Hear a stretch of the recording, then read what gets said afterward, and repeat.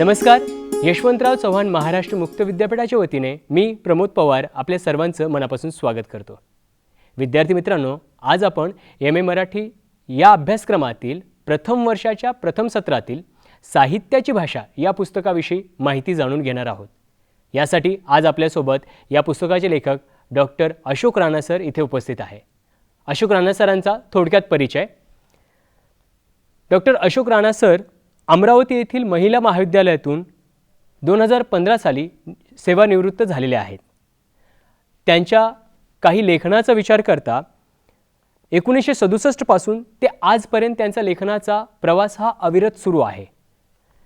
त्यांची यादी अत्यंत मोठी आहे, परंतु त्यातील काही छत्रपती शिवराय, आरोपीच्या पिंजऱ्यात संभाजी, लोकांचा राजा शाहू छत्रपती, बौद्ध गणपती अशी इत्यादी 70 पुस्तकं त्यांनी लेखन केलेली आहेत. यासोबतच असत्याची सत्यकथा, सण उत्सव असे पुस्तक त्यांचे प्रकाशनासाठी येऊ घातलेली आहेत. वेगवेगळ्या विद्यापीठाच्या अभ्यासक्रमामध्ये त्यांची ही सर्व पुस्तकं आपल्याला दिसून येतील. महाराष्ट्र शासनाच्या वतीने महाराजा सयाजीराव गायकवाड चरित्र साधनाचं कार्यही त्यांनी केलेलं आहे. मी सरांचे विद्यापीठाच्या वतीने मनापासून पुन्हा एकदा स्वागत करतो आणि आता आपण त्यांना ऐकूयात. नमस्कार मित्रांनो, साहित्य विचार या प्रश्नपत्रिकेच्या अंतर्गत साहित्याची भाषा या विषयावर आपण चर्चा करत आहोत. हे पुस्तक मी आपल्या विद्यापीठासाठी लिहिलं आहे. भाषा हा शब्द आपण ऐकला की पहिल्यांदा आपल्या समोर प्रश्न येतो की भाषा म्हणजे कोणती. तर भाष या शब्दाचा अर्थ होतो बोलणे, म्हणजे बोलली जाती ती भाषा, म्हणजे बोली भाषा या अर्थाचा हा मुळात शब्द आहे. पण आपण हा शब्द वापरतो प्रमाण भाषा या अर्थाने. आणि मुळातच माणूस जेव्हा बोलायला लागला तेव्हा त्याला जे जे सुचलं, जे जे पाहिलं त्याला त्यांनी अर्थ दिले आणि त्या शब्द निर्मिती केली आणि मग लिपी वगैरे हे नंतर निर्माण झालं. पण जेव्हा बोली नव्हती किंवा भाषाही नव्हती त्याच्या आधी मात्र एकमेकांमध्ये परस्पर संवाद साधायचा असेल तर हावभावाची भाषा वापरली जात असे. आणि त्या हावभावाच्या भाषेला सुद्धा एक नाव आहे. जसं डोळ्यांची भाषा, म्हणजे इकडे जायचं तिकडे जायचं, आपण डोळ्याचे असे हावभाव करतो त्याला नेत्रपल्लवी म्हणतात. जेव्हा आपण हाताने काहीतरी सांगतो, म्हणजे असं म्हणायचं असेल, असं म्हणायचं असेल किंवा असं काहीतरी, तर त्याला करपल्लवी म्हणतात. म्हणजे प्रारंभीची भाषा जी होती ती करपल्लवी आणि नेत्रपल्लवीची भाषा होती.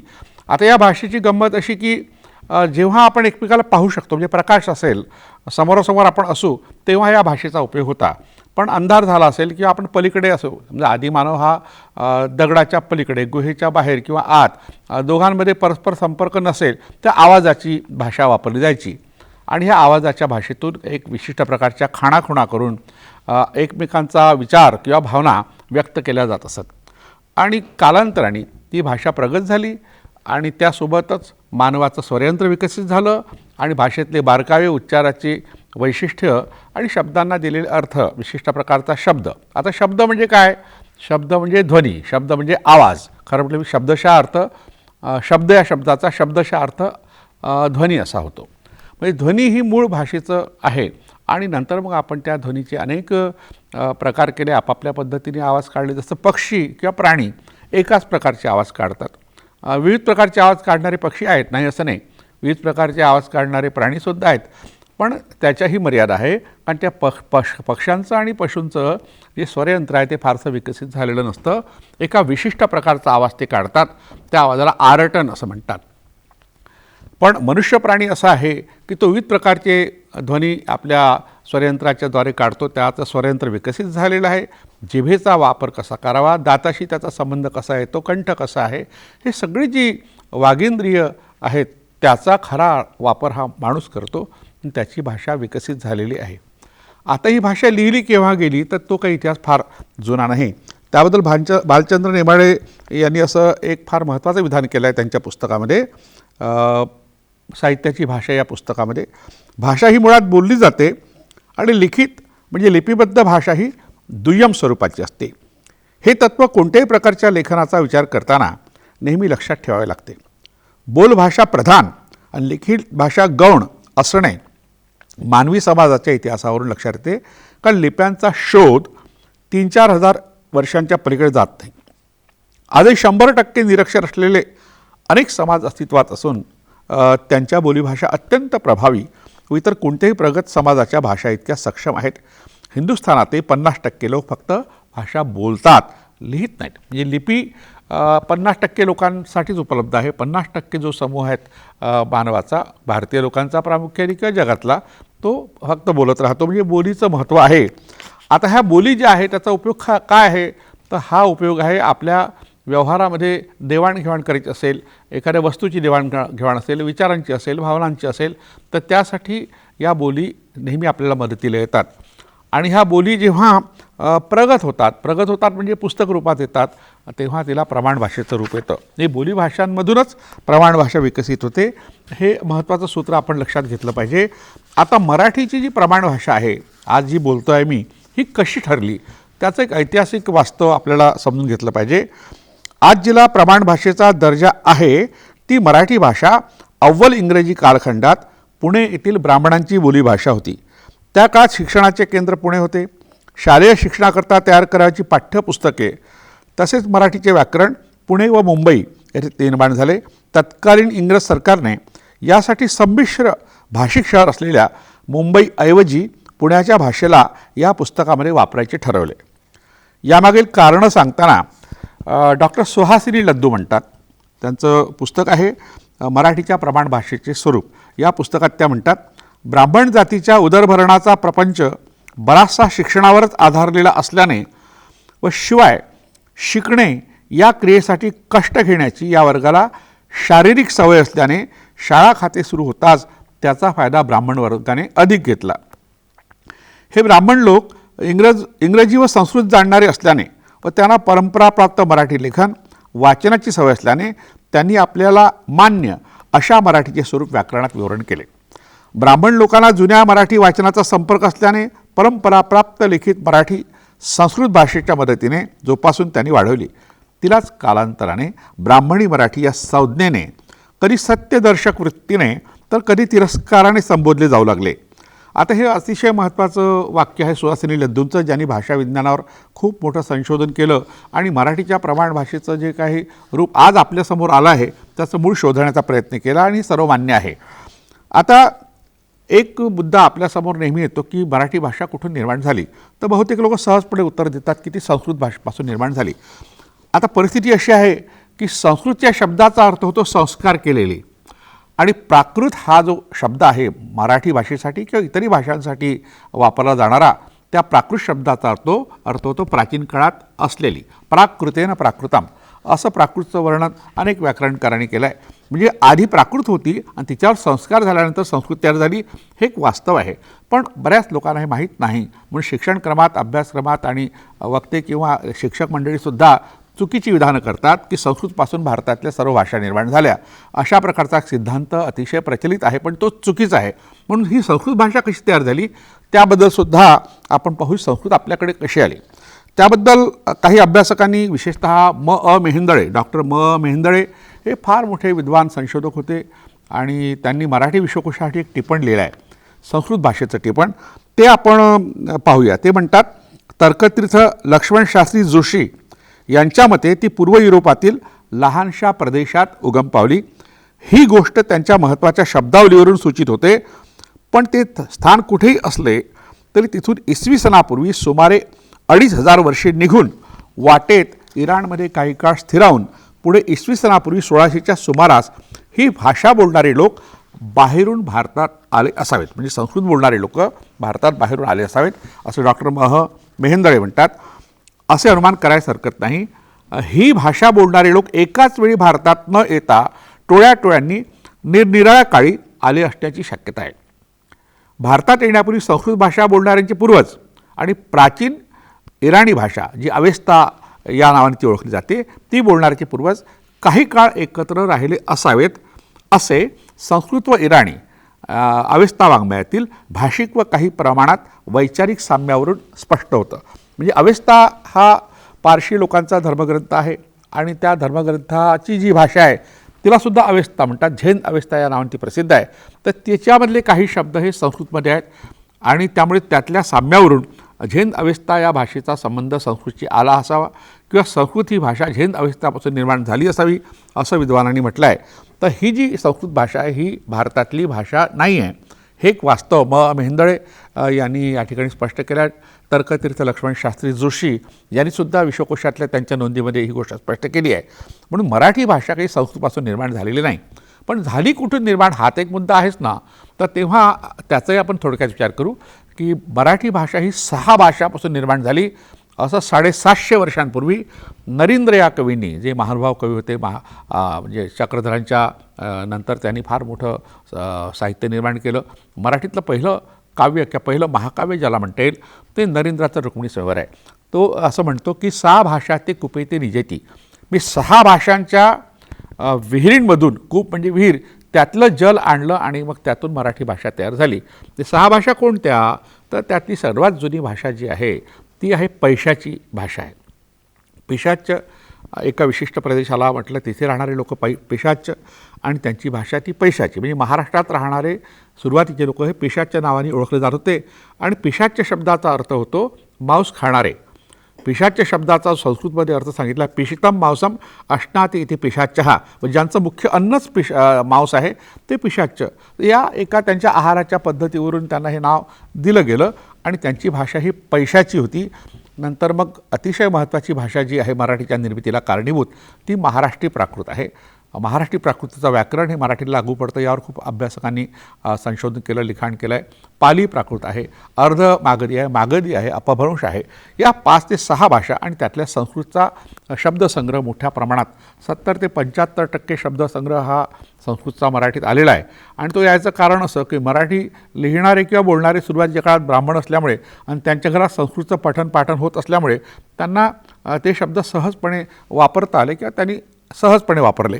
आणि त्यामुळे मराठी भाषेमध्ये 70 ते 75% शब्दांचा भरणा हा संस्कृत भाषेचा आहे. आणि त्यामुळे एक गैरसमज झालेला आहे की लोकांचा की संस्कृतपासून मराठी झाली, पण हे चुकीचं आहे. हे फक्त गैरसमज दूर करण्याकरता या ठिकाणी हे सांगितलं आहे. आता ही 6 भाषांमधून निर्माण झालेली एक भाषा, अशा भाषेला काय म्हणतात? तर समाज भाषा विज्ञान नावाचं एक नवीन शास्त्र आहे, जे आपल्याकडे उशिरा आलं म्हणून नवीन म्हटलं आहे मी. तर त्याच्यामध्ये विविध प्रकारचे लोक, विविध जातीचे लोक, विविध प्रदेशातले लोक एकत्र येतात. बाजारात अनेक प्रकारची देवाणघेवाण करताना, आपसातले व्यवहार करताना तेव्हा एकमेकांच्या शब्दांची देवाणघेवाण होते आणि त्या देवाणघेवाणीतून एकमेकाचे शब्द आपण स्वीकारतो. अशी संमिश्र भाषा आहे. त्या भाषेला समाज भाषा विज्ञान आणि सोशिओ लिंग्विस्टिकनी क्रियालाईज भाषा म्हटलं आहे. ही क्रियालाईज भाषा मराठी आहे. आणि अशा अनेक भाषा भारतात आहे, जगभर आहेत की ज्या क्रियालाईज आहे अनेक जातीच्या. आणि महाराष्ट्राचं वैशिष्ट्य असं की महाराष्ट्रामध्ये उत्तरेकडून मोठ्या प्रमाणात लोक आलेत, तसे दक्षिणेकडून आले आणि पूर्वेकडून सुद्धा आले. म्हणजे अनेक प्रांतातले लोक या ठिकाणी आल्यामुळे त्यांच्या त्यांच्या भाषांची शब्दरचना, वाक्यरचना आणि विशेषतः व्याकरण किंवा शब्दसंग्रह मोठ्या प्रमाणात मराठीत आला आहे. तर ही क्रियालाईज भाषा आहे. आता ही भाषा जेव्हा बोलली जाते तेव्हा बोलीभाषा म्हणतात, लिहिली जाते तेव्हा प्रमाण भाषा म्हणतात. तर प्रमाण भाषा ही ठरली कशी याचं कारण आपण सुहासिनी लद्दू यांच्या ह्या मराठीच्या प्रमाण भाषेचे स्वरूप या ग्रंथाच्या आधारे पाहिलं तर ही ठरली पाठ्यपुस्तक निर्मितीच्या कारणाने. मी पुण्यात पाठ्यपुस्तक पहिल्यांदा निर्माण ज्यांनी केलं असे लोक हे सदाशिव पेठेत राहत होते. सदाशिव पेठ हे प्रामुख्याने त्या काळात ब्राह्मणांची वस्ती होती आणि त्यांच्याकडे लिखाणाचं काम आलं. त्यांनीच मुद्रण व्यवसायामध्ये प्रवेश केला होता आणि त्यांच्यापैकी काही लोकांनी शिक्षक प्रशिक्षण महाविद्यालय काढली. तर त्यामुळे ते सगळं शिक्षणाचं केंद्र पुणे आणि सदाशिव पेठ झालं. त्यामुळे ती प्रमाण भाषा पुणेरी ब्राह्मणांच्या घरातली बोली ही महाराष्ट्राची प्रमाण भाषा झाली आणि तिला एक चौकट दिली गेली, त्याला आपण व्याकरण म्हणतो. भाषेला शास्त्रभाषेची चौकट दिली जाणं हे एक ऐतिहासिक कारण आहे, ऐतिहासिक घटना आहे. आणि त्यामुळे ती भाषा बरेचदा इतकी साचेबद्ध होऊन जाते, कृत्रिम होऊन जाते, तिच्यातलं चैतन्य हे नाहीसं होतं, त्यात जिवंतपणा राहत नाही. तो जिवंतपणा ठेवायचा असेल तर काय केलं पाहिजे? तर त्यासाठी डॉक्टर कृपा कुलकर्णी यांचा मराठी भाषा उद्गम व विकास हा ग्रंथ आहे. त्या ग्रंथात त्यांनी म्हटलं आहे की बोलीभाषा ह्या ज्या आहेत ह्या प्रमाण भाषेला चैतन्य आणत असतात, संजीवन देत असतात. ज्याप्रमाणे त्यांनी उदाहरण दिलं आहे की ज्याप्रमाणे वटवृक्ष हा विस्तार पावतो, तो कशामुळे विस्तार पावतो? तर त्याच्या पारंब्या ह्या जमिनीत रुततात आणि जमिनीतला जो जीवनरस आहे तो शोषून घेतात आणि त्यामुळे मूळ खोडाला त्या पुष्ट करतात. मूळ खोड जर प्रमाण भाषा असेल तर ह्या बोलीभाषा त्याला पुष्ट करण्याचं काम करत असल्यामुळे आपल्याला बोलीभाषेचं महत्त्व कमी करता येत नाही. आणि हे समजून घेतलं पाहिजे कोणतीही बोलीभाषा ही प्रमाण भाषा होऊ शकते. आता पुण्याचं आपण उदाहरण दिलं तसं आपण दुसरीकडे थोडंसं मागे जाऊया. 700 वर्षापूर्वी 750 वर्षापूर्वी महात्मा चक्रधर स्वामी यांनी जी भाषा बोलली, अमरावती जिल्ह्यातल्या आजच्या चांदूर बाजार ह्या तालुक्यामध्ये रुद्धपूर नावाचं गाव आहे, ते महानुभावांचं तीर्थक्षेत्र मानलं जातं, महानुभावाची काशी त्याला म्हणतात. त्या ठिकाणी चक्रधर स्वामी ज्या भाषेत बोलत होते ती भाषा त्या भागातली भाषा होती, तिला वऱ्हाडी भाषा म्हणतात. आणि त्या वऱ्हाडी भाषेत ते बोलत होते. त्यांचे गुरु गोविंद प्रभू ते बोलत होते. आणि चक्रधरांचा शिष्य परिवार मोठ्या प्रमाणात संस्कृत भाषा जाणणारा नागदेवाचार्य असो, केशराज बास असो की नारायण व्यास बहाळे असो, ही सगळी मंडळी म्हाइंभटसुद्धा ही सगळी संस्कृत भाषा जाणणारी मंडळी होती. त्यामुळे संस्कृतचा शब्दसंग्रह त्या भाषेत आला. पण तरीही जो म्हाइंभटांनी लिहिलेला लीळाचरित्र हा ग्रंथ आहे, हा वऱ्हाडी बोलीतला ग्रंथ आहे. वऱ्हाडी बोलीतली सगळी वैशिष्ट्ये त्यात असल्यामुळे त्यात तो आलेला आहे. आणि समजा यदा कदाचित पुण्याऐवजी अमरावती किंवा रुद्धपूर हे जर शिक्षणाचं केंद्र झालं असतं, तिथे पाठ्यपुस्तकं निर्माण झाली असती, तर मात्र वऱ्हाडी ही अख्ख्या महाराष्ट्राची बोलीभाषा झाली असती. हेच मग मराठवाड्याला लागू होतं, हेच पश्चिम महाराष्ट्राला लागू होतं, हेच कोकणालाही लागू होतं. आज कोकणातल्या, पश्चिम महाराष्ट्रातल्या, मराठवाड्यातल्या या भाषांना लोक हीन लेखतात आणि पुण्यातल्या भाषेला मात्र अतिशय शुद्धबिद्ध काहीतरी शब्द वापरतात. ते चुकीचं आहे, ते वापरू नये. तर अशा तऱ्हेने ही चौकट जी तयार झाली ती विशिष्ट कारणाने. आणि त्यातलं पहिलं व्याकरण लिहिणारे दादोबा पांडुरंग तरखडकर हे सुद्धा सदाशिव पेठेतलेच होते. आणि विल्यम कॅन्डी वगैरे ते काम आधी केलं होतं. मोल्सवर्थ या एका युरोपियन माणसाने मराठी भाषेतला शब्दकोश पहिल्यांदा केला. म्हणजे इंग्लिश लोकांनी आपापल्या परीने शब्दकोश व्याकरण तयार करण्याचं काम केलं. पण दादोबा पांडुरंग तरखडकर हे पुण्यातले असल्यामुळे हे जे व्याकरण आहे ते पुण्यातलं व्याकरण मराठीवर लादलं गेलं. एक उदाहरण आपण घेऊया. मी हा प्रथम पुरुषी एकवचनी सर्वनामाचा प्रत्यय आहे, सर्वनामाचं रूप आहे. आता मी हा शब्द जो आहे त्याला प्रत्यय लागत नाही. म्हणजे ने, शी, ही, चा, ची, चे हे जे प्रत्यय आहे, विभक्ती प्रत्यय, ते लागत नाही. हे पुण्यातल्या सदाशिवपेठेतल्या ब्राह्मणांच्या घरातल्या बोलीला लागत नाही. म्हणून दादोबा पांडुरंग तरखडकरांनी जेव्हा व्याकरण तयार केलं त्यात त्यांनी लिहिलं, मी ह्या प्रथम पुरुषी एकवचनी सर्वनामाच्या रूपाला प्रत्यय लागत नाही. पण आपण उर्वरित भागात म्हणजे पुण्यातल्याच इतर खेड्यामध्ये गेलो, पुण्यातल्या इतर जातीच्या लोकांची भाषा पाहिली, ते मीला प्रत्यय लागतात. मीला ने म्हणतात, मीना म्हणलं, किंवा वराडात म्या म्हणलं असं म्हणतात, किंवा मीनं म्हणलं असे म्हणतात. खुद्द ज्ञानेश्वर महाराजांनी जे ज्ञानेश्वरीमध्ये शारदा स्तवन केलं आहे त्याच्यामध्ये ती शारदा सुंदरी नमिली मिया म्हटलं. मिया म्हणजे म्या, मीला प्रत्यय लागला. म्हणजे ज्ञानेश्वरांना मीला प्रत्यय लावण्याची सोय होती, पण आपल्याला का नाही? कारण आपण ही प्रमाण भाषेची चौकट स्वीकारली आणि ही पुण्यातल्या सदाशिवपेठेतल्या ब्राह्मणांच्या घरातली बोली आज आपण एक प्रमाण भाषा म्हणून स्वीकारल्यामुळे तिला शुद्ध म्हटलं गेलं, इतर भाषांना अशुद्ध म्हटलं गेलं. हा सुद्धा एक गैरसमज आहे. भाषेच्या क्षेत्रात शुद्ध अशुद्ध असं काही नसतं. आता आपण बोलीभाषेबद्दल बोलतो, पण ही याला व्यवहार भाषा म्हणतात.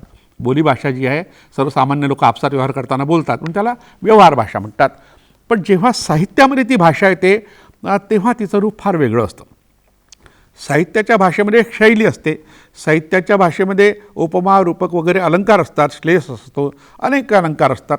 तर अशा तऱ्हेने तिला एक सौंदर्य असतं. साहित्य भाषा ही सौंदर्यपूर्ण भाषा असते. तिचं वेगळेपण हे आपण स्वीकारलं आहे. आता ते वेगळेपण कसं असतं त्याबद्दल दुसऱ्या घटकामध्ये विस्तृत विवेचन केलं आहे. दुसरा घटक आहे साहित्य भाषेचे स्वरूप आणि त्या साहित्य भाषा कशी असते. आता साहित्य हा शब्द जेव्हा आपण वापरतो त्यात ललित साहित्य या अर्थाने वापरतो. ललित या शब्दाचाच अर्थ होतो लाडिक. लालित्य म्हणजे लाडिकपणा, म्हणजे गोडपणा, सुंदरपणा, आवडणारी गोष्ट.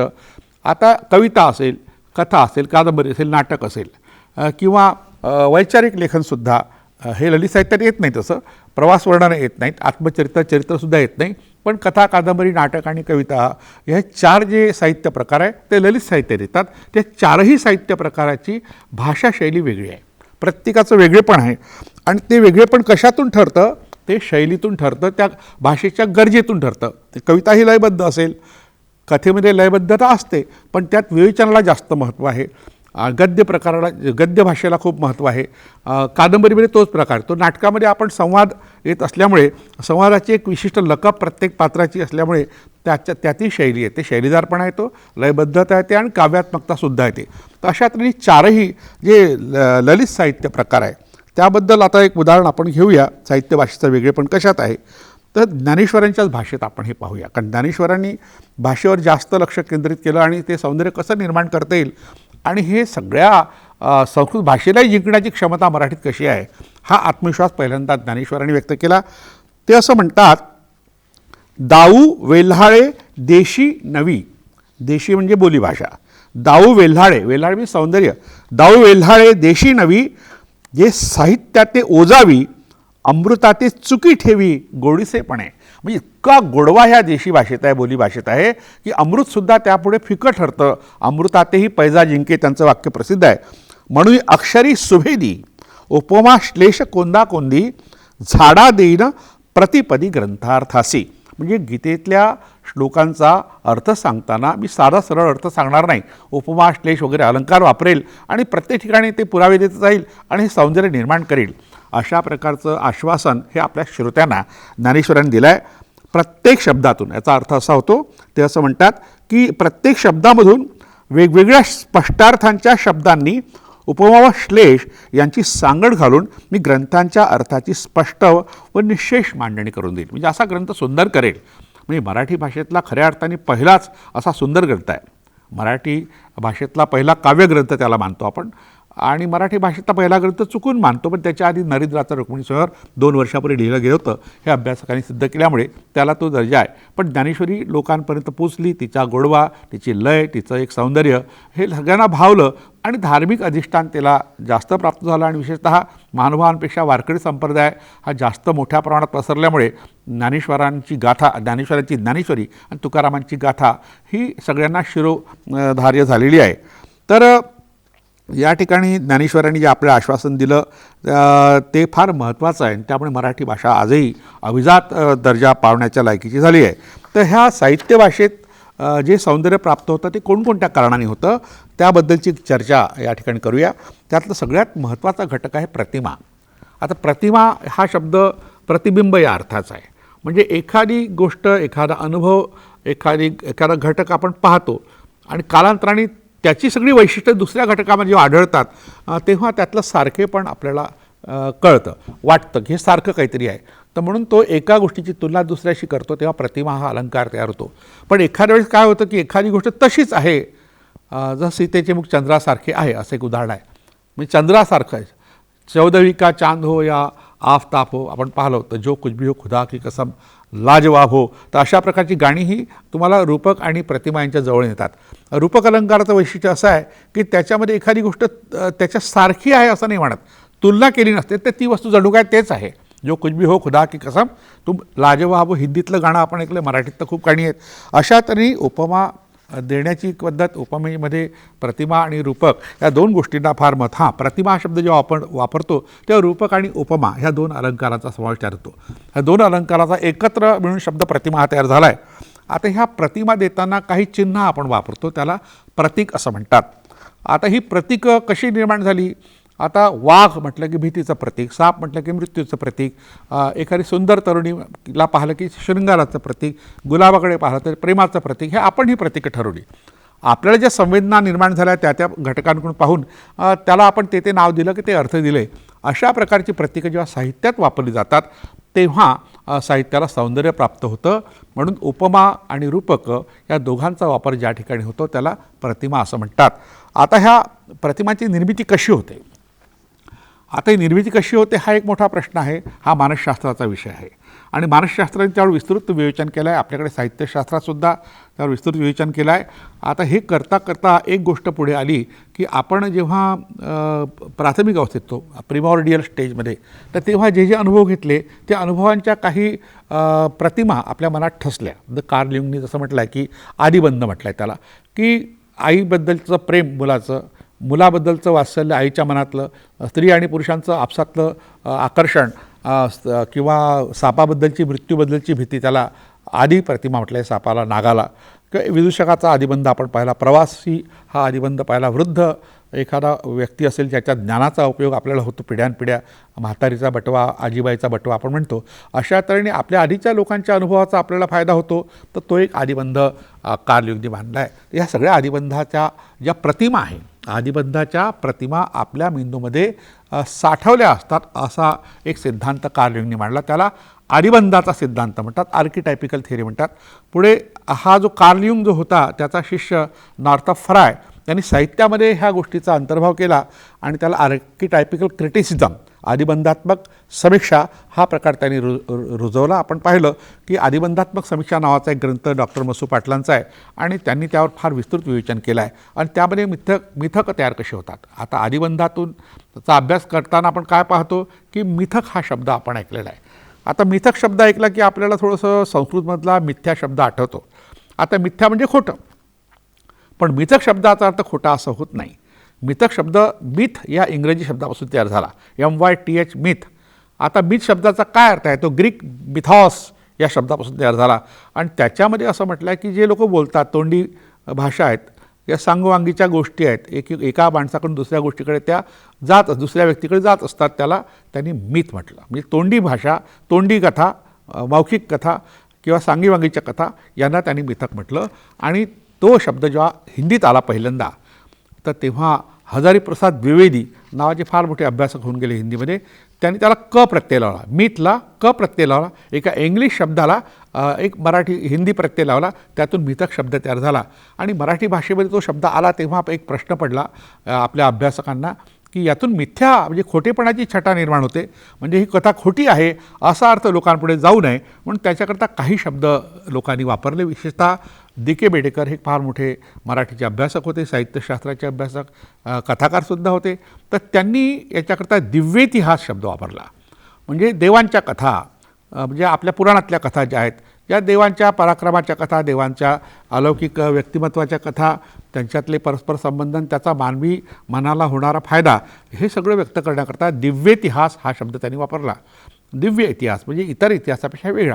आता इतिहास शब्द जो वापरला त्याचा अर्थ हिस्ट्री असा होत नाही. त्यांनी हे सांगितलं की इतिहास म्हणजे पुराणातल्या कथा. आणि कालांतराने म्हणजे अगदी अलीकडे 1846च्या दरम्यान आपल्याकडे इतिहास हा शब्द हिस्ट्री या अर्थाने वापरला गेला आणि आता तो त्या अर्थाने प्रचलित आहे. पण पुराणकथा हा शब्दसुद्धा वापरात आहे, प्राककथा हाही शब्द वापरात आहे. पण गंमत अशी की ह्या शब्दांची पुराणकथा म्हटलं की पुराणातल्या कथा. मग पुराणाचे आधी काही ग्रंथ झालेत, वेदासारखे ग्रंथ आहेत किंवा पाली भाषेतले काही ग्रंथ आहेत, जैनांचे ग्रंथ आहेत. तर या ग्रंथामधल्या कथांना आपण पुराणकथा कसं म्हणणार? जैनांची पुराण आहे नाही असं नाही, बौद्धांच्या जातककथा पुराणासारख्या नाही असं नाही, पण इतरही शतपथ ब्राह्मणासारखा ब्राह्मण ग्रंथ आहे किंवा अथर्ववेदापर्यंतच्या अनेक कथा मोठ्या प्रमाणात आल्या आहेत, तर त्यांना आपण पुराणकथा म्हणणार नाही. म्हणून त्याच्याकरता एक पुराकथा हा एक शब्द हिंदीमध्ये वापरात आला. मराठी भाषेमध्ये डॉक्टर S.अ. डांगे यांनी तो वापरायचं ठरवलं आणि एक ग्रंथच लिहिला पुराकथांचा अर्थ, आणि त्यामुळे तोही शब्द खूप काळ लोकांनी वापरला. पण त्याही शब्दाची मर्यादा अशी होती की प्राचीन कथा हाच अर्थ होतो. मग अलीकडे काही गोष्टी अशा आपल्या मनात निर्माण होतात की ज्या पुराणकथा किंवा मिथकांच्या जवळच्या आहेत. जसं आता गडकऱ्यांचं एकच प्याला हा नाटक आहे.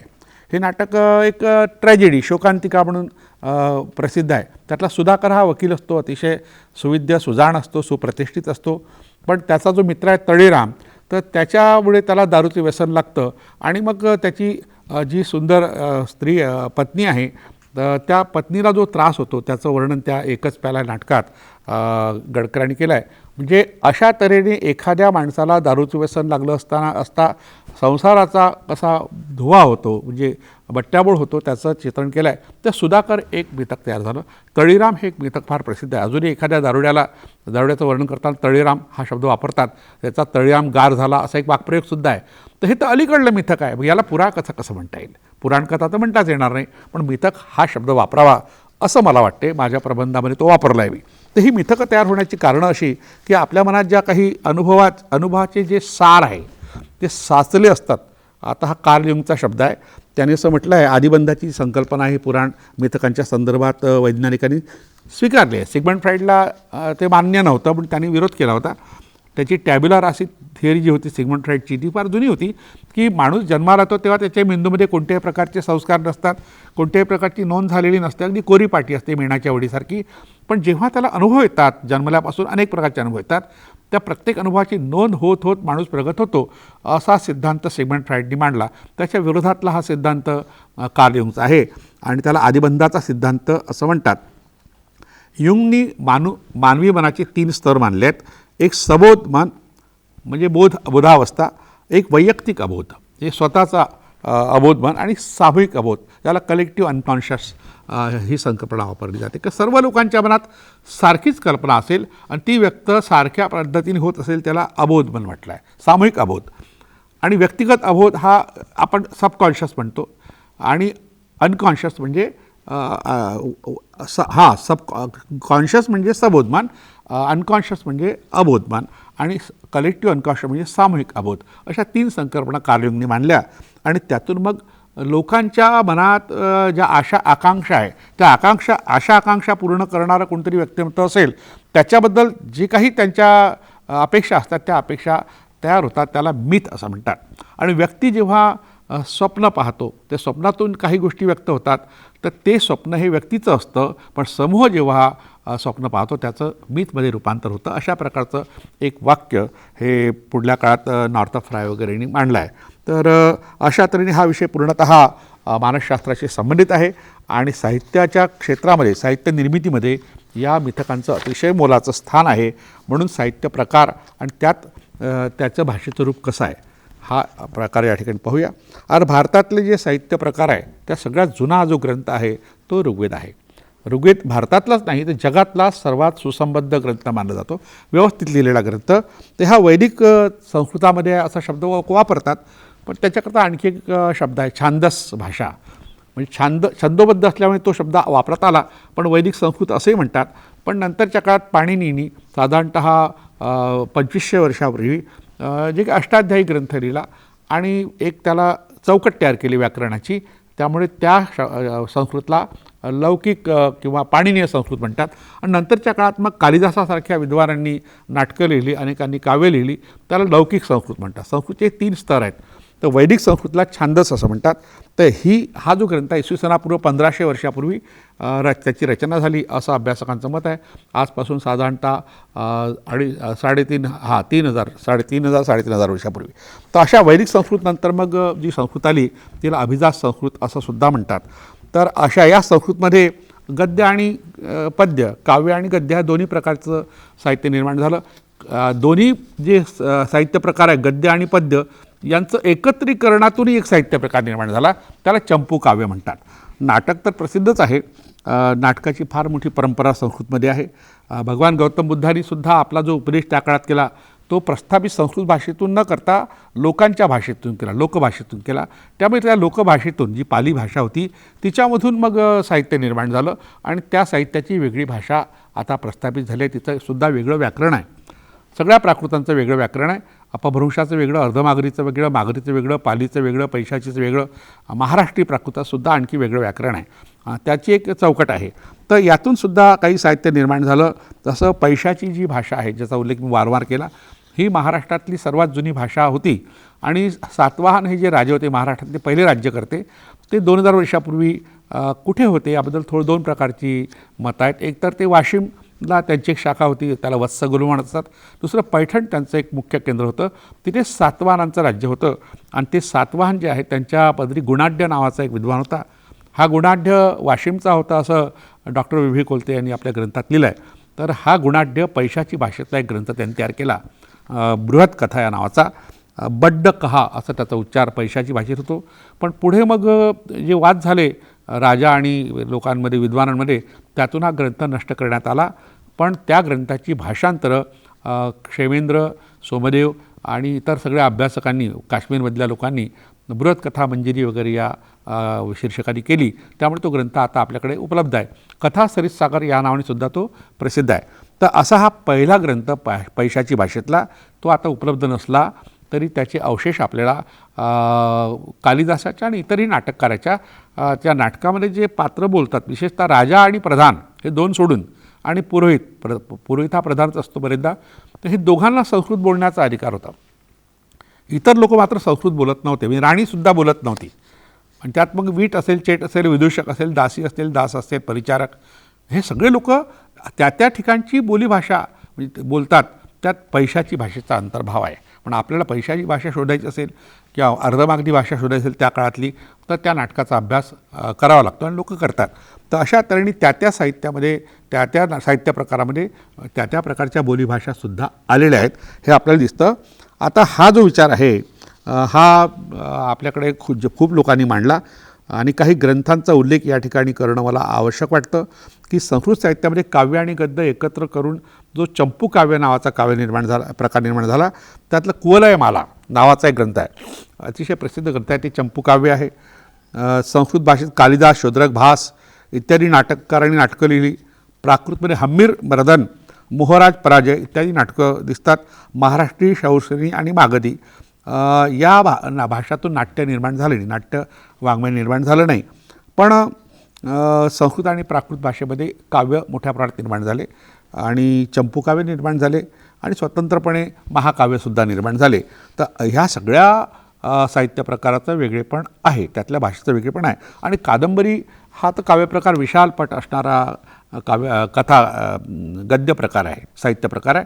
आता याच्याकरता नॉव्हेल हा शब्द इंग्लिशमध्ये आहे आणि त्यातून त्याचं भाषांतर कादंबरी झालं, पण तसं झालं नाही. बाणभट्ट हा जो संस्कृत नाटककार होता, त्याच्या कादंबरी या ग्रंथातून त्यातलं जे पात्र होतं मुख्य कादंबरी, तिच्यातून तो शब्द मराठी भाषकांनी घेतला. त्याला नॉव्हेलला पूर्वी नावल असं अव्वल इंग्रजी कालखंडात म्हणत असत. नंतरच्या काळात कादंबरी शब्द प्रचलित झाला आणि कादंबरीमध्ये विशाल जीवनपट व्यक्त करण्याची क्षमता आहे.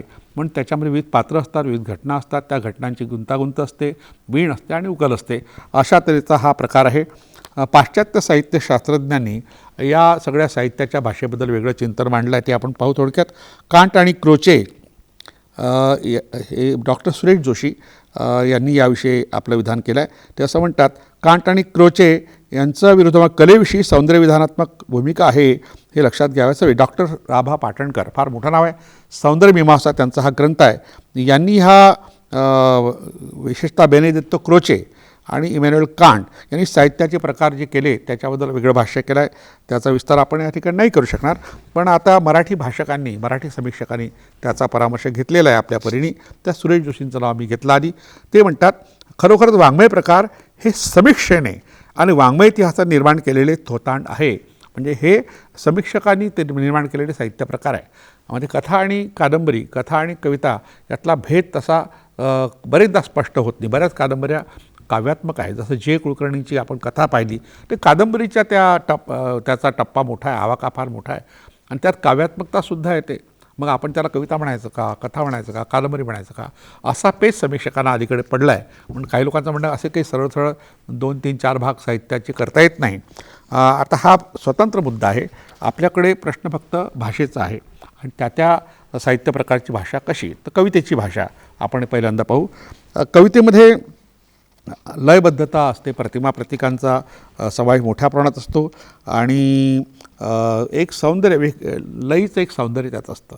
आता एक अलीकडे एक गाणं फार गाजलं शांताबाई नावाचं. आता यात उपमा वगैरे रूपकं फार कमी आहेत. खरं बडबड गीताचं रूप त्याला आहे. तर त्यात त्यांनी काही प्रतिमा वापरल्या आहे. जसं रूपाची खाणं दिसती छान, लाखात छान, नजरेचा बाण, तीर कमान, इकडून तिकडे मारित चक्रा, चक्रा नखरा, चक्रा नखरा, चक्रा नखरा. आता चक्रा नखरामध्ये नखराला अर्थ आहे, म्हणजे चक्राला स्वतंत्र अर्थ आहे, पण त्याचा काव्याशी काय देणं घेणं आहे. या ठिकाणी नाद निर्माण करण्याकरता कवीनी की आपल्या मुलीला रमवण्याकरता लिहिलेली कविता आहे, पण त्यात कुठेतरी प्रतिमा येतात. त्या प्रतिमा येतात. एक कवी आहेत संजय बोरुडे, यांनी कविता कशी निर्माण होते हे सांगताना काही प्रतिमांचा वापर केला आहे. पर्णसुक्त नावाची त्यांची ती कविता आहे, त्या काव्यसंग्रहातली कविता आहे. इतके सोपे नसते पानांना समजून घेणे, सोशिकतेचा कस लावून उपसावा लागतो हिरवायचा तळ, काळजाच्या जखमेत उमलून घ्यावे लागते एखादे रक्तफूल, अवघ्या देहालाच फुटावी लागतात जिव्हाळा शोधणारी मुळे, तेव्हा कुठे थोडीफार शक्यता असते पानबोली समजण्याची, पानांना समजून घेणे मात्र त्याच्याही पुढे. म्हणजे कवितेतलं काव्य समजून घेण्याची जी क्षमता प्रत्येकात वेगळी असते, त्यासाठी वेगळी मेहनत घ्यावी लागते. आणि कविता निर्मिती कशी होते हे एक प्रतिकात्मक पद्धतीने पानाच्या प्रतीकांनी या ठिकाणी कवीने व्यक्त केलं आहे. कारण झाडं श्वास घेतात पानाच्याद्वारे, म्हणजे आपला श्वास, आपला प्राण पान आहे. म्हणजे अशाच झाडाचं अस्तित्व पानावर असतं. अशा जीव की प्राण पानांना आपल्या अस्तित्वासाठी झाडाखाली हिरवाई शोधून घ्यावी लागते. खाली येतं तेव्हा हिरवळ त्याला हवी असते आणि मग ते जे त्याचं हिरवेपण आहे ते लेतं पान, तर त्यातून एक नवजीवन, एक संजीवन आपल्यापुढे येतं. तर अशी एक कवितेची भाषा, लयबद्ध, उपमा आणि रूपकाची ही प्रतिमांची भाषा आहे. त्यात मोठ्या प्रमाणात प्रतिमा असतात. कथा कादंबऱ्यामध्ये सुद्धा अशा काही ठिकाणी भाषेचा अंतर्भाव दिसतो, पण प्रामुख्याने बोलीभाषा आणि जे लोक बोलतात ते कोणत्या वयोगटातले आहेत त्याचाही त्या ठिकाणी संबंध येतो. एक धग नावाची कादंबरी आहे उद्धव शेळके यांच्या. ह्या धग कादंबरीतला एक उतार आपण या ठिकाणी पाहूया. मोहरमच्या दिवशी कौतिकनं नामाला आंघोळ घातली, घासून पुसून अंग स्वच्छ केलं, डोक्याला खोबरं चोपडलं, भांग पाडून दिला, नवं कुडतं घालायला सांगितलं, चड्डी नेसायला लावली. नंतर महादेवच्या मालातल्या कोऱ्या करकरीत दुपट्ट्याची झोळी केली, ती नामाच्या खांद्यावर अडकवून दिली, तांबडा पिवळा नाडा गळ्यात घातला, हातात वाटी दिली. समजावून सांगितलेलं सारं काही त्याच्या डोक्यात शिरलं की नाही हे पाहण्यासाठी विचारू लागली.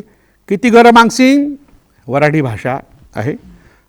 कारण धगचं वैशिष्ट्य असं आहे की जे निवेदन आहे ते प्रमाण मराठीत त्यांनी केलं आहे आणि संवाद जे आहेत त्यातल्या पात्रांचे ते वऱ्हाडी बोलीतले आहेत. किती घरं मागसीन आई म्हणते 5. आणि काय म्हणसीन हासेन हुसेन दुल्ला नामाला अजून म्हणाला. पण काव मा 5 घरं नाही हिंडलो तर नाही बाप्पा हिंडाच लागते, त्याच्यात काहाची लाज आहे, आपल्या देवाचं आपण नाही तर कोण करावं. पण गुजी जानरा हसन ना हो, हसू लागले तर आमच्या शादलबुवानं आम्हाला असंच फकीर व्हायला सांगितलं म्हणा. मग कोणी नाही हसत. पण तू अगोदर त्याला सांग ना का हसू नको म्हणून. हो जा सांगतो, अगोदर सांग ना. सांगतो म्हणतो ना. पहिल्यांदा खेकसून बोलल्यावर मग कौतिक शांतपणे म्हणाली, आणि कोणी काही दिलं तर ते हाती नको घेऊ, वाटीत घेऊन झोळीत टाकजो. खांद्यावर झोळी घातलेला नामा लाजत मुरकत शेजारची 5 घरं हिंडला. पैकी कुणी गहू, कुणी तांदूळ तर कोणी जोंधळे दिले, वर 1-1, 2-2 पैसे. शेवटी सारं घेऊन नामा सुटकेच्या आनंदात घरी आला. अशा तऱ्हेने कादंबरीमध्ये संवाद असल्यामुळे बरेचदा काही अभ्यासकांचं म्हणणं आहे की संवाद तर नाटकातही असतात. मग नाटक आणि कादंबरीत काय फरक आहे, किंवा कथेतही संवाद असतात, मग कथा आणि नाटकात काय फरक आहे. बरेचदा कवितेमध्ये सुद्धा संवाद असतात. मग त्यांना आपण नाटक म्हणतो का नाही ना. म्हणून हे जे साहित्य प्रकारची संकल्पना आहे तिच्यावर अनेकांनी आक्षेप घेतले आहे. ह्या पण तरीही आपल्याला त्या प्रत्येक साहित्य प्रकाराची भाषा वेगळी दिसते. आपण कविता आणि कादंबरीच्या भाषेबद्दल बोललो. आता नाटकाची भाषा हा आणखी एक वेगळा विषय आहे. आणि नाटक हा कृतक साहित्य प्रकार आहे, म्हणजे नकली साहित्य प्रकार आहे असा आक्षेप काही लोकांचा आहे. पण रंगमंचावर सादर करण्यात येणारा अतिशय प्रभावी असा हा साहित्य प्रकार आहे. आणि निवड तो साहित्य प्रकार नाही, ती प्रस्तुतीकरणाची कलासुद्धा आहे. आणि ती कला अशी आहे की सर्व प्रकारच्या कलांचा समन्वय त्यात आहे. म्हणजे नाटकामध्ये साहित्य असतं, संवादाच्या रूपातून व्यक्त होतं. नाटकात अभिनय असतो, अभिनयाचे काही प्रकार आहेत. मग त्यात रंगमंच असतो, रंगमंचात ती सजावट करताना एक प्रकारची रंगसंगती असते किंवा काही आकृती असतात. चित्रकला आली, शिल्पकला आली, स्थापत्यकला आली, आणि रंगमंचावरले कलावंत नृत्य जेव्हा करतात नृत्यकला आली, ते गाणं गातात त्या संगीत ही कला आली. अशा प्रकारे 7ही ललित कलांचा समावेश असलेला नाटक हा परिपूर्ण कला प्रकार आहे असं अभ्यासकांचं मत आहे. काही लोकांचं म्हणणं आहे तो संमिश्र आहे, तर काही लोकांचं म्हणणं आहे की स्वतंत्र आहे. तर प्राचीन म्हणजे अगदी सुरुवातीच्या काळात अशा प्रकारची नाटकं निर्माण झाली आपल्याकडे. पण अव्वल इंग्रजी कालखंडात निर्माण झालेल्या एका नाटकाचा परामर्श या ठिकाणी आपण घेतो आहोत. तर हे नाटक आहे मराठीतलं पहिलं नाटक लिहिण्याचा मान जो जातो तो महात्मा ज्योतिबा फुले यांना जातो. इसवी सन 1855 तृतीय रत्न नावाचं नाटक त्यांनी लिहिलं. आणि त्या नाटकातून तत्कालीन जी समाजव्यवस्था आहे त्यातून त्यांचं होणारं शोषण आणि पुरोहिताचं वर्चस्व याच्या विरोधात जो विद्रोह महात्मा ज्योतिबा फुलेंनी केला होता त्याचा अंतर्भाव ह्या पहिल्याच नाटकात, मराठीतल्या पहिल्या नाटकात होतो. त्यांचे समकालीन असले, आता अलीकडे मग गोविंद बल्लाळ देवल फार मोठे नाटककार, शारदा नाटक त्यांचं गाजलं, किर्लोस्करांचं सौभद्र आपल्याला माहीत आहे, गडकरांची अनेक नाटकांनी एक समृद्ध असा एक काळ आपल्या मराठी नाटकाला दिला. आणि पुढे आचार्य अत्रे, वि वा शिरवाडकर, रत्नाकर मतकरी, सतीश आळेकर, वसंत कानेटकर, विजय तेंडुलकर इत्यादी नाटकांनी ही परंपरा अतिशय समृद्ध केली आहेत. महात्मा फुल्यांचे समकालीन असलेले गोपाळ गणेश आगरकर यांनी सुद्धा एक नाटक लिहिलं, फार कमी लोकांना ते माहीत आहे. ते स्वतंत्र नाटक नाही आहे. 1882 त्यांनी हॅमलेट, शेक्सपिअरच्या हॅमलेट या नाटकाचं मराठी रूपांतर केलं. त्याचं शीर्षकही वेगळं आहे, विकार विलसित. आणि या नाटकाचं रूपांतर त्या काळात मोठ्या प्रमाणात लोक करायला लागले होते. शेक्सपिअरची बरीच नाटकं मराठीत त्या काळात आली. 1881 पासून या अशा तऱ्हेच्या रूपांतराला सुरुवात झाली. आगरकर हे वैचारिक क्षेत्रातलं एक व्यक्तिमत्व होतं.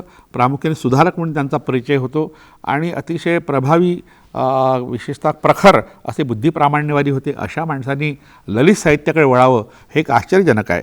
तर त्यांचं एक नाटक उपलब्ध आहे विकार विलसित नावाचं. त्यातलं एक प्रवेश आपण पाहूया. विशेषतः मग नातू म्हणत आहे नातू आणि दिया देशपांडे यांनी संपादित केलेला आगरकर वाङ्मयखंड भाग 3 मधला हा भाग आहे. तर त्यात स्थळ आहे कुंजपूर किल्ल्यापुढचा सपाट प्रदेश.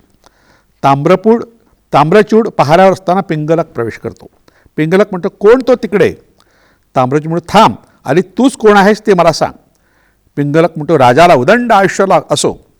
ताम्रचूड म्हणतो कोण. पिंगलक हो मी तो. तू अगदी घंट्याबरोबर आलास बुवा. अरे आता 12चा ठोका पडला. तू नीट जा कसा. येऊन वेळच्या वेळी सोडवलेस त्याबद्दल देव तुझे भले करो. कोण थंडीचा कडाका मला हिव भरून आला आहे. पिंगलक म्हणतो पहारा करीत असताना काही कमी अधिक तुझ्या पाहण्यात आले नाही ना. छे चीट पाखरू देखील जाग्यावरून हल्ले नाही. ठीक आहे राम राम. माझ्या पाठीमागून प्रियाल आणि वत्सनाप यांचा पहारा आहे. यासाठी तुला ते कोठे भेटले तर त्यांना इकडे लवकर धाडून दे. अरे ते आलेसे वाटतात. प्रियाल आणि वत्सनाप प्रवेश करतात. असं नाटकाच्या भाषेमध्ये एकीकडे सूचनासुद्धा असतात. पात्र येतात जातात. त्यांच्या ज्या काही कृती आहे त्याही असतात. सोबत त्यांची वाक्य म्हणजे संवाद असतात. आणि त्या संवादातून त्या पात्राचा आपल्याला परिचय होतो. तो कोणत्या स्तरातून आला आहे त्याचा कोणता हे आहे हुद्दा आहे तो सुद्धा आपल्याला कळतो. तर या उतरणात अव्वल इंग्रजी कालखंडातलं मराठी कसं होतं हे आपल्याला कळतं. आणि यात विशेषतः हॅम्लेटच्या नाटकाचं रूपांतर हे मुळीच कळत नाही अशी वेगळ्या तऱ्हेची त्यांनी मांडणी केली आहे. J.B. प्रिस्टले नावाचा एक फार मोठा नाटककार आणि नाटकाचा समीक्षा होऊन गेला. त्याचं नाटककाराची कला नावाचं एक पुस्तक अतिशय प्रसिद्ध आहे. तो असं म्हणतो नाटककार हा रंगभूमीसाठी लिहितो जो आपले नाटक केवळ वाचकांसाठी लिहितो. कारण पूर्वी आपल्याकडे गोविंद बल्लाळ देवलांच्या काळात नंतरच्या काही नाटककारांनी बुकिश नाटकं हा प्रकार प्रचारित केला होता. की बुकिश म्हणजे वाचायची फक्त ज्याचा प्रयोग करण्याची गरज नाही आहे.